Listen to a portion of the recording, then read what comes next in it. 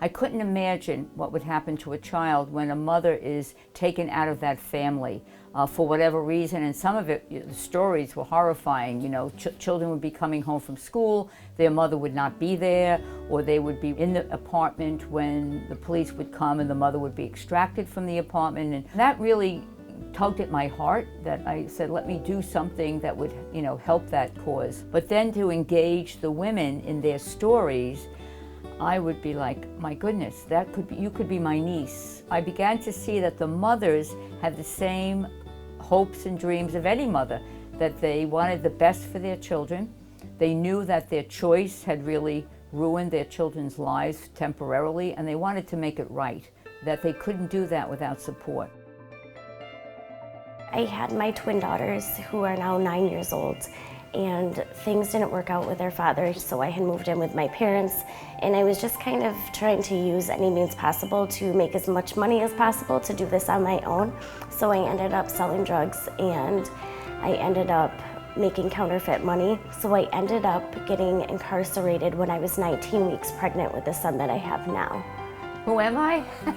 Well, I'm a sister of St. Joseph, proudly, and I'm part of a wonderful family called the Fitzgeralds.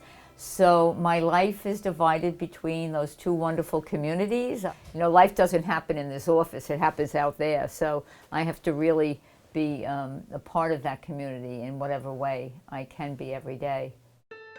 I was in the county jail for 3 months, and from there I went to Bedford Hills, where I was in general population for about a month, and then I got put up into the nursery, where I was there for about 2 weeks before I had my son. So at least I got to get comfortable to it. I got to meet Sister Tesa. I got to see that, well, okay, this isn't as scary as I thought it was going to be, because here's people that actually care and who, you know, see that people can make mistakes but could come back from it and really just want to help. How you feeling? Good, yeah, you look good. I'm supposed to go over there today to do a final walkthrough. Okay. You didn't talk to Melissa, did you at all? No. I'm going to meet her tomorrow. Oh, all right, Yeah, okay. Okay. Good, thank you. That was easy. All right, good, thanks. Is this then? 2 things done. So we have 18 beautiful apartments here for all formerly incarcerated mothers and their children, women who have been in our communal homes. Nobody came here directly from prison. They already had the life experience and training of communal living to get the skills to move into this and make this work. She's 10, she's having a boy, so they sent some boy stuff, and then the rest of it was like, I mean, it's a scary thing being locked up when you're pregnant. So I found out that I was eligible for the work release program. By doing that, I was to move to Long Island City into one of the Our Children homes where I could still keep my son and work, and I only had to go check in at the prison twice a week. And Sister Tesa introduced me to Joanna, who runs the Our Working Woman program, and she saw something inside of me and immediately hired me to be the office assistant there. So since then I've been working there. My plans were to go back to Syracuse where my daughters are, but because I believe so much in this program and just love to sit by and watch everything that Sister Tesa does for everybody, I've decided to stay here and hopes to get my own apartment through Our Children, which should be happening soon, hopefully. And then at that point, I'll move my daughters here.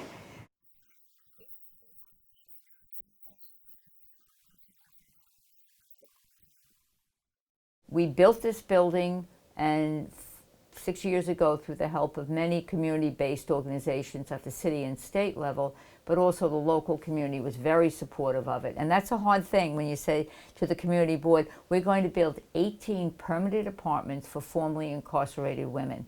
And you went to the community board, and the community board unanimously said, go for it. Then you know you've really made a difference in this community. So here in Teen Program, we do a lot of different things. Right now, we're working on healthy relationships with our teachers, with our peers, in our community, with our parents. I wouldn't be here if it wasn't for Our Children. I'm an original mom here of Our Children. I had my daughter when I was incarcerated. From the moment I got to Our Children, I knew in my soul that this was where I was meant to be. And I guess Sister Tesa kind of saw that in me way back when, and I was hired on staff. But the opportunity to know all the negatives in that world and be able to make positive differences, to be able to do that on a daily basis humbles me I will never, I could never give back to our children, Paul. God. Oh, you do give back. I love you. She's real. She's the real deal. She's why we do what we do. Our recidivism rate is like 2%, whereas you look at 30, 40% in terms of the state or the nation. These walls are filled with success stories, and that's the nice thing about it, that everyone is a success in her own way. This is one of our thrift shops, and we will be developing that clothes cleaners over here will become the second site here. A wonderful thrift shop. Why is it wonderful? So much, because the community, they come and we try to help them, and they're grateful for that. Yeah, that's it. Good, good. Come on up here with your new look. Now, come on up. Yeah, hi, how are you? How you doing? Good to see How you feeling? Okay, good. You know, I'm moving on the 28th, right? You're moving where? To my mother. I know, okay, and that's it. One of our new residents here. What are you doing here? What are you Working. Working? Yeah. All right, doing your, that's it, doing your internship Yes. here. All right, good. Helping this woman? Yes. Yeah, right, that's I it. love her. People often say, what's the secret of your success? And it's really not our success, it's the success of the women in really buying into a different way of living. It's not easy. They have to work hard. They have to really be committed to rebuilding their own life and a life bonding with their children. But the staff is there to do it, and their peers are there to do it. And that's the difference. They go home at night to a nice communal setting where they have shared meals together. They have to share the cooking and the cleaning. They don't do it alone. And that's really the secret. When you're incarcerated, and from the officers, from everybody from that standpoint, it's just like they make you feel like you are your crime and like you can never do any better. And then you have somebody like Sister Tesa that doesn't see you for that. They see you for what's on the inside and your doors are open to so many possibilities, and it actually makes you thrive as a person and be successful in life because you know that somebody is actually there, you know, pushing you and patting you on the back and letting you know that everything that you're doing is going to be okay. Okay, and again, this afternoon the food pantry is open from 3 to 5, so the lineup will be starting shortly, but come in, okay. Hello, hi everybody, hi. Welcome to the best food pantry in Queens, right? With their help. As you see, we get, you know, things from City Harvest on delivery days also, you know, breads and all kinds of things. You know, and again, all of these places are run by our women. Like Nina is one of my clients, Kelly, Giamara you met in the set. All the women who are running these programs are our former clients.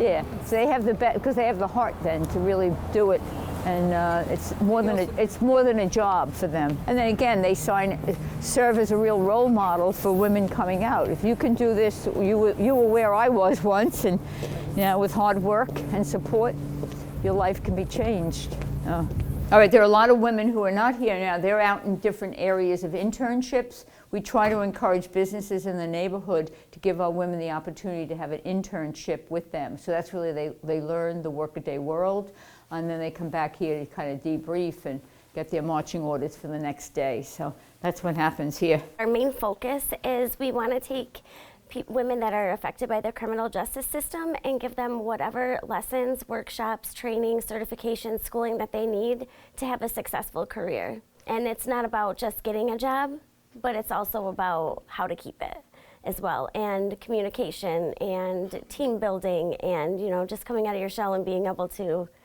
talk like this, I guess. So I would say moving forward, my kids, they know exactly what happened. I've never kept anything from them because the truth is they're gonna find out. And I want them to always trust me, to be able to come to me with anything. In order to do that, I have to be honest with them too. And my son's too little to know right now, but he'll grow up knowing what happened so that hopefully his life can be different than mine. We have one little girl here whose mother's still in prison. She was in the prison nursery and she had to come home. Her time was up. She had no family to come to, so one of our teachers is raising her until so when she comes home, she'll be coming out to her own family, the child's family, which is really nice. It's good. Yeah, here she is. Here she is. Chelsea. That's Chelsea. How are you? You feeling better?